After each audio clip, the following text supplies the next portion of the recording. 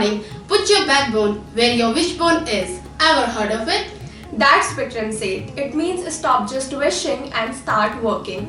It's funny you mention him today, but we are not just reading the news, we are living the story of the man behind the backbone.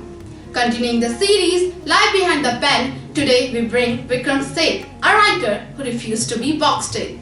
He's been an economist, a travel writer, and a novelist who once wrote a 5 lakh word book to get to know his characters. Let's dive into where this obsession began. We are tracing the steps of a young Vikram born in Calcutta in 1952, but his real journey started at the Doon School right here in India, where he was already the editor-in-chief of the school weekly.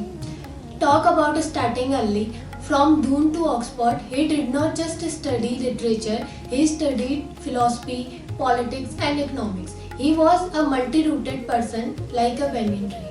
He once said, "I sometimes seems to myself to wander around the world, merely accumulating material for future nostalgias." That is what made him the writer we know today. Now let us talk about the big stuff. Literally a Suitable Boy is one of the longest novel in the English language. But don't let the sight scare you. Seth is a magician with poetry too. Did you know? He wrote an entire novel, The Golden Gate, completely in verse.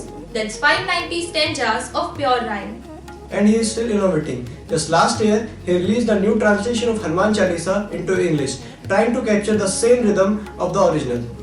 He truly believes that if something is worth doing, it's worth doing well. And the boy does, he did it well. With all that hard work came the hardware. Seth has been awarded the Padma Shri, the Sahitya Academy Award, and was even named one of the India's 25 greatest global living legends. But if you ask him, he would say that his biggest achievement is just staying true to his roots. He famously said, "In spite of all temptations of belonging to many nations, I would remain an Indian." As we wrap up the recording, we leave you with one final thought from the man himself. Don't put the thing off till it's too late. You are the DJ of your fate. So, what are you waiting for? Go out there and start writing your own story.